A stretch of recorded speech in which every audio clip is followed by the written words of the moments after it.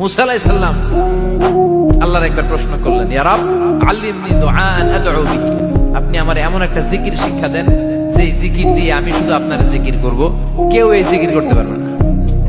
এই জিকির জানবো শুধু আমি, আর জানবেন কথা কোন? প্রশ্ন করছে কে?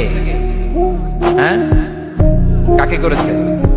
আল্লাহ এমন একটা জিকির শিখান যেই জিকির কেউ জানে না, আমি জানবো, আর ওই জিকির দিয়ে প্রাণ ভরে আপনারে ডাকবো। আল্লাহ বললেন, মুসা পড়ো লা ইলাহা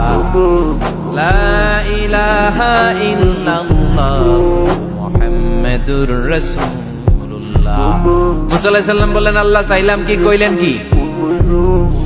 লা ইলাহা তো জাতীয় জিকির, এটা তো আন্তর্জাতিক জিকির, এটা জানে না এমন কেউ নাই, এমনকি হিন্দু ভাইরাও জানে। কথা কর আল্লাহ, আমি তো চাইছিলাম এক্সক্লুসিভ, আমার জন্য স্পেশাল, এর চেয়ে সুন্দর আর কেউ জানবে না। এত সুন্দর একটা জিকির আপনি দিবেন, এটা আমি ডাকবো আপনারে আর আপনি শুনবেন। আল্লাহ বললেন, মুসা এর সাথে আমি আমার কাছে